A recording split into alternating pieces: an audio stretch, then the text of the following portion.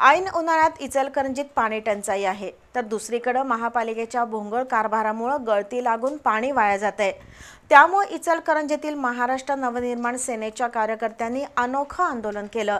गळती काढण्यासाठी खणलेल्या खड्ड्यात प्रतिकात्मक मासेमारी करत प्रशासनाचं लक्ष वेधण्यात आलं।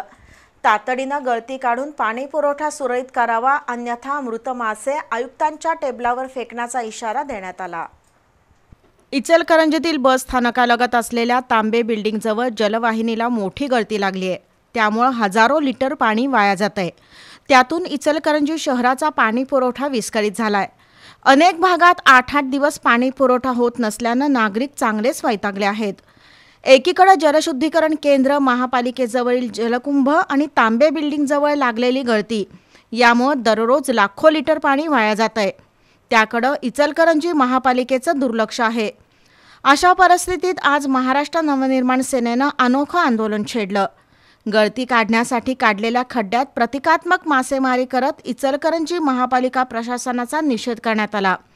जोरदार घोषणाबाजी करून इचलकरंजीतील नेते आणि प्रशासकीय अधिकाऱ्यांनी आश्वासनांच्या थापा मारणं बंद करावं असं सुनावण्यात आलं।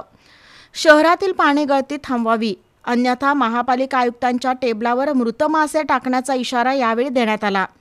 या आंदोलनात तन्मय तांबे, ऋषिकेश मराठे, विकी माळी, बाळू सुतार, राम मोकरिया, सौरभ रामण्णा, पृथ्वीराज जाधव, संजय पाटील सहभागी झाले होते।